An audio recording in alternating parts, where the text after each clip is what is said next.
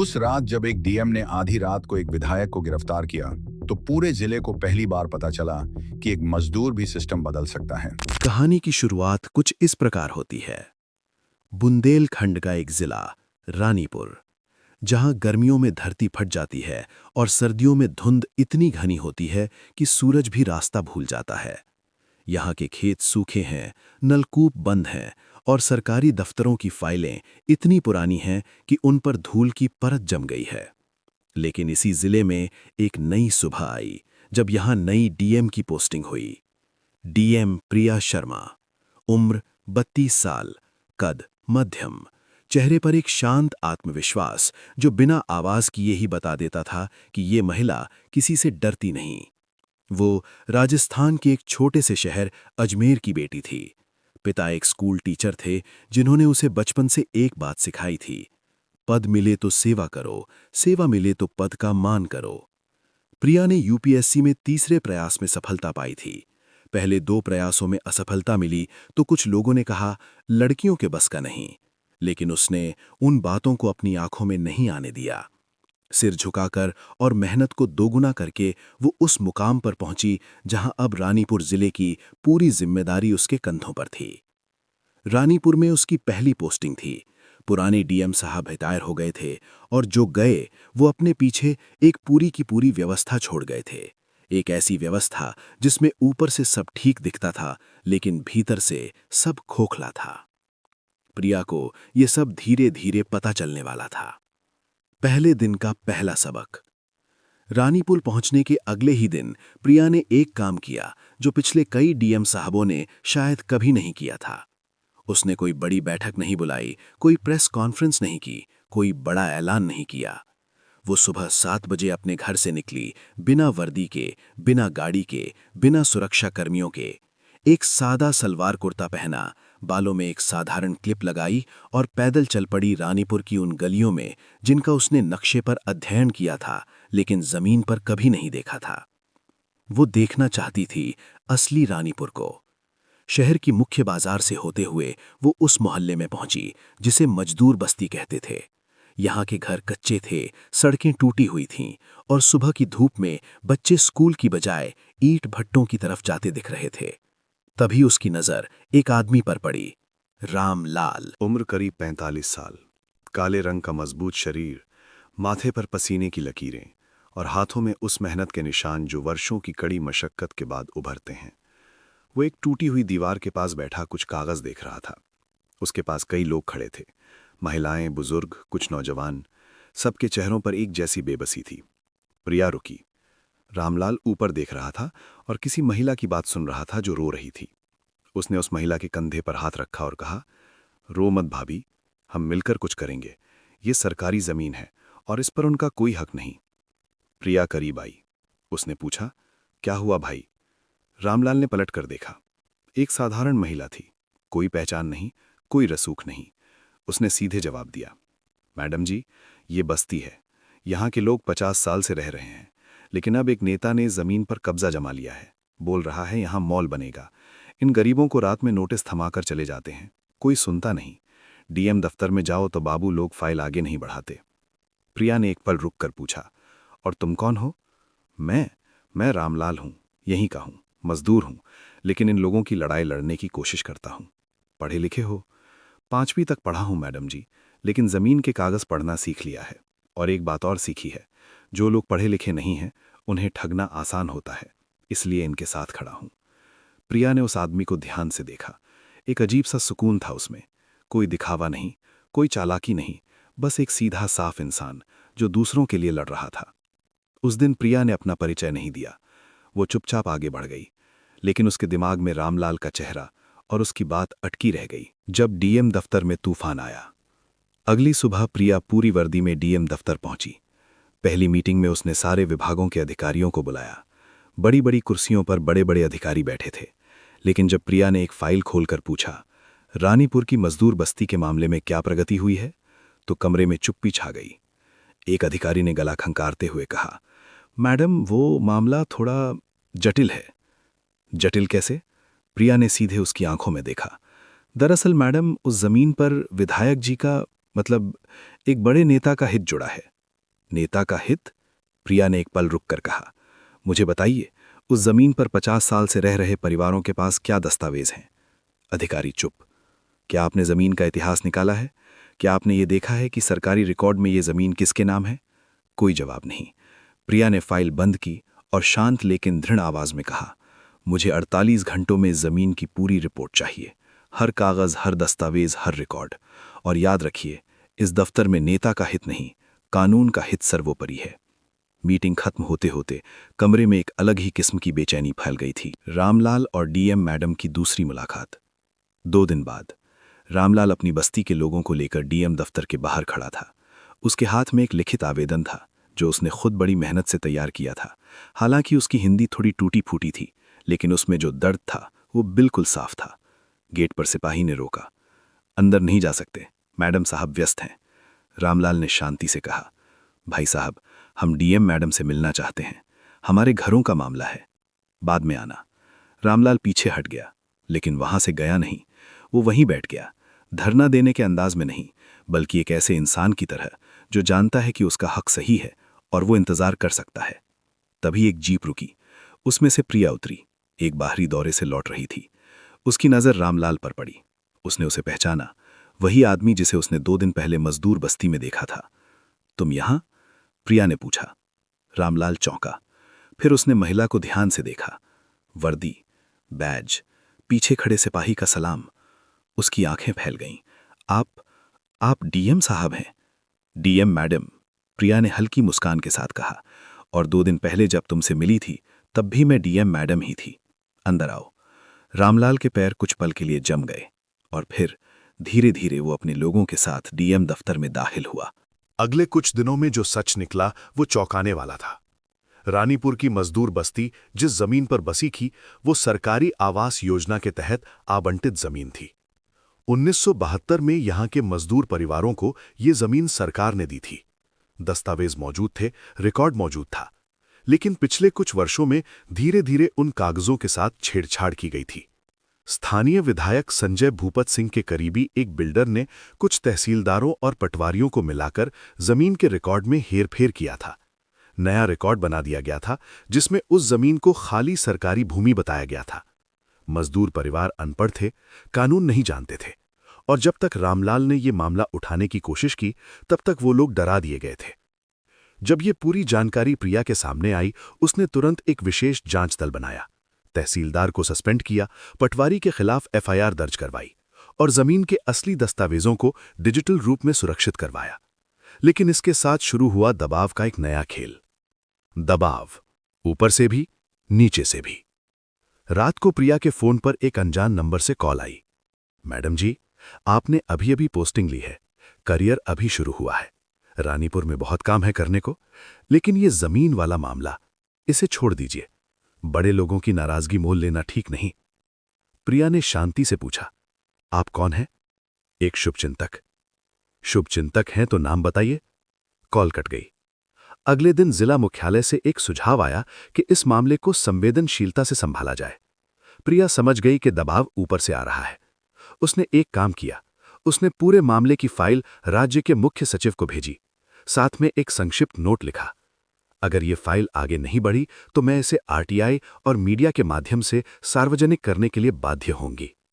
और इधर रामलाल के साथ भी एक घटना घटी। एक शाम जब वो बस्ती में लोगों को समझा रहा था, तभी 2 मोटरसाइकिलों पर 4 आदमी आए। उन्होंने रामलाल को गाली दी, धमकी दी, अपना काम करो, बस्ती की लड़ाई छोड़ो, नहीं तो तुम्हारा बुरा होगा। रामलाल डरा नहीं, उसने सीधे उन्हें देखा और कहा, जब मरना होगा तब मर जाऊंगा, लेकिन अपने लोगों को छोड़कर नहीं जाऊंगा। वे चले गए, लेकिन रात को रामलाल के घर की खिड़की में एक पत्थर आकर गिरा। उसकी बेटी डर गई, पत्नी रोई, लेकिन रामलाल रात भर जागता रहा, दिए की रोशनी में एक कागज पर अपने लोगों के हस्ताक्षर इकट्ठे करते हुए। अगली सुबह वो डीएम दफ्तर पहुंचा और प्रिया को सब कुछ बताया। प्रिया ने पहली बार उसे बैठने के लिए कुर्सी दी, सामने वाली कुर्सी। रामलाल, उसने कहा, तुम डरे नहीं? डरा था मैडम जी, बहुत डरा था, रात भर डरता रहा, लेकिन फिर सोचा अगर मैं डर गया तो वो औरतें और बच्चे जाएंगे कहां? उनके पास और कोई नहीं है। मेरा डर उनकी जिंदगी से बड़ा नहीं हो सकता। जांच आगे बढ़ रही थी। रामलाल ने अपने पुराने संपर्कों से एक महत्वपूर्ण जानकारी दी। विधायक संजय भूपत सिंह इस हफ्ते एक बड़ी बैठक करने वाले हैं, जिसमें वो बिल्डर को जमीन का नकली पट्टा सौंपेगा। बैठक गुपचुप होगी, शहर से बाहर एक फार्म हाउस पर। ये वो मौका था जिसका इंतजार प्रिया कर रही थी। उसने तुरंत अपनी विशेष टीम बुलाई। इसमें वही अधिकारी थे जिन पर वो भरोसा करती थी, चुने हुए, परखे हुए। किसी विभाग के बड़े अधिकारी को नहीं बताया, किसी नेता को कानो कान खबर नहीं। रामलाल को भी एक जिम्मेदारी दी गई। रामलाल, तुम उस फार्म हाउस का रास्ता जानते हो? जानता हूं मैडम जी, एक बार उधर से गुजरा था। टीम को रास्ता बताना होगा। रामलाल ने एक पल के लिए रुककर कहा, मैडम जी, अगर मैं पकड़ा गया तो? तुम अकेले नहीं हो। प्रिया ने सीधे उसकी आंखों में देखा। वही वाक्य, वही भरोसा। रामलाल ने सिर हिला दिया। उस रात जब पूरा शहर सो रहा था, प्रिया की टीम ने फार्म हाउस को घेर लिया। रामलाल ने उन्हें पिछले रास्ते से ले गया, एक ऐसा रास्ता जो खेतों से बीच से होकर जाता था और जिसका किसी को पता नहीं था। भीतर विधायक और बिल्डर एक बड़ी टेबल के इर्द गिर्द बैठे थे। कागज फैले हुए थे, हस्ताक्षर होने वाले थे। तभी दरवाजा खुला। प्रिया खुद सबसे पहले अंदर दाखिल हुई, वर्दी में, आंखों में वो तेज जो किसी भी अंधेरे को चीर सकती थी। विधायक ने घबराकर उठने की कोशिश की। ये क्या है? आपको मालूम है मैं कौन हूं? बिल्कुल मालूम है। आप विधायक संजय भूपत सिंह हैं, और ये जो कागज आपके सामने हैं, ये एक सरकारी षड्यंत्र का हिस्सा है, जिसकी जांच पिछले कुछ हफ्तों से चल रही है। कमरे में सन्नाटा छा गया। प्रिया ने आगे कहा, आप गिरफ्तार हैं, कानून के तहत। उस रात फार्म हाउस पर पुलिस की गाड़ियों की लाल नीली बत्तियां चमकती रहीं। सुबह का उजाला। अगली सुबह जब रानीपुर जागा तो खबर पूरे शहर में फैल गई थी। विधायक गिरफ्तार, बिल्डर गिरफ्तार, 6 सरकारी कर्मचारी सस्पेंड और मजदूर बस्ती की जमीन वापस उन्हीं लोगों के नाम जिनका उस पर हक था। मजदूर बस्ती में उस सुबह एक अजीब सा उत्सव था। बुजुर्ग औरतें रो रही थीं, लेकिन उनके आंसू खुशी के थे। बच्चे नाच रहे थे। और रामलाल, वो एक पेड़ के नीचे चुपचाप बैठा था। उसकी आंखें बंद थीं। जब प्रिया उस बस्ती में पहुंची तो लोगों ने उसे घेर लिया। किसी ने फूल दिए, किसी ने हाथ जोड़े।